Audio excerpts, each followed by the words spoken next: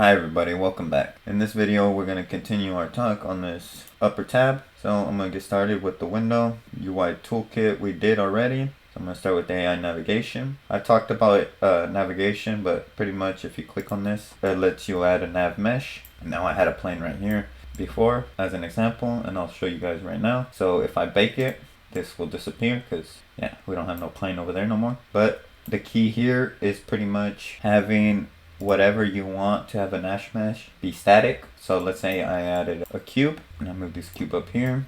So I scale this cube. Now let's just move it over here. Now let's say I hit bake. As you can see, nothing happened. Everything stayed the same pretty much. But now let's go to the cube and let's click static. Now let's hit bake one more time. And as you can see, now both planes have this little blue area where an agent, a nav mesh agent, would be able to walk on.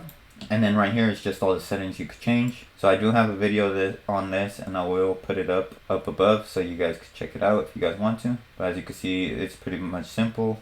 This changes the radius of the nav mesh agent, so the person or character that will be walking on this. Here's the height. This is the maximum slope that they could walk. So if you wanted to walk on a bigger slope, you would just increase this. But as you can see right here, the max slope has to, so we would have to increase the step height to increase this max slope. So you would just increase it, and as you can see, it works. But now it gives you another error, so you just have to increase it again. But if you increase it too much, you get another error, which says the step height has to be less than the agent height. So the agent height, you would have to increase that as well. And as you can see, you just have to play around with the settings depending on what you want. The step height would be where the character, how high the character could step. So if we bake this again, you can see some areas probably change. So let's just increase this, increase the height.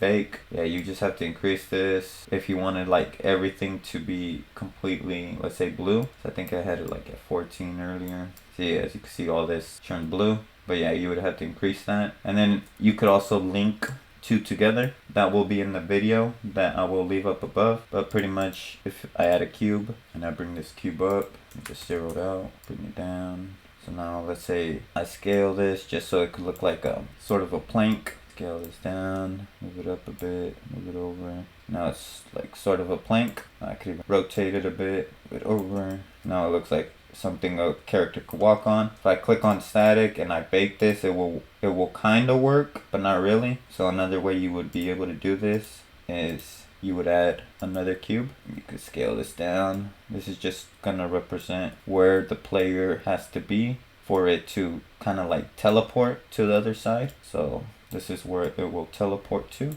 So now I could go to the inspector. I could create an empty object and just put nav mesh link, spell right, link, and then go to navigation and then off mesh link. Now it's gonna ask for two starting points, a starting and an end. So this will be the starting, which will be this cube right here, and which will be this cube right here. And then bidirectional, so if you want the player to be able to cross back and forth whenever it wants, if you just want it, if you have this unchecked, it will just walk this way and it won't be able to walk back. So now that we have that, if we go back to navigation, the navigation tab, we can see these little arrows just indicating that we could go back and forth. But check out that video.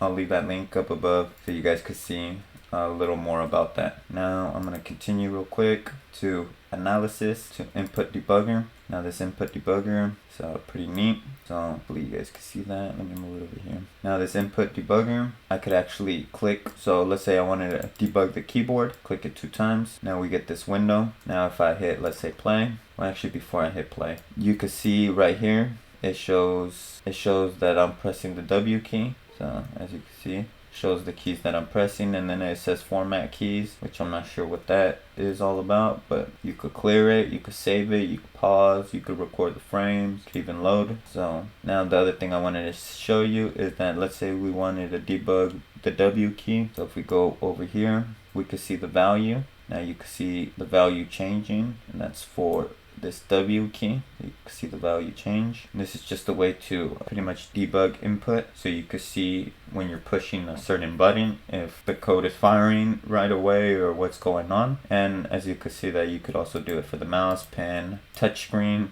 or if you had, let's say, a PlayStation 4 controller connected, you would be able to do it for that as well. There's layouts for controls, so you can see all the layouts. You can see like all the layouts that is supported. There's abstract, there's specific.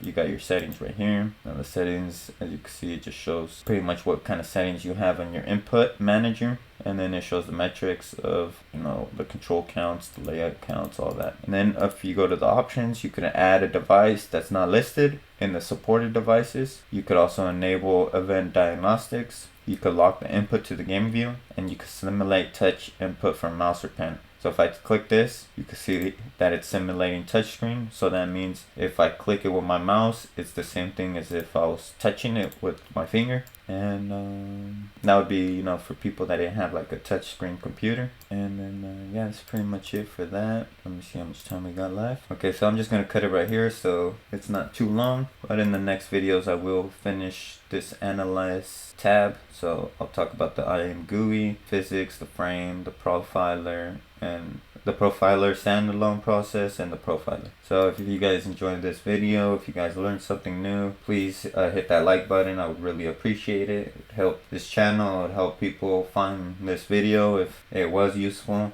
Also hit that subscribe button if you want to see more videos like this. Also hit that bell icon if you want to get notified as soon as I post a video. And once again, thank you guys.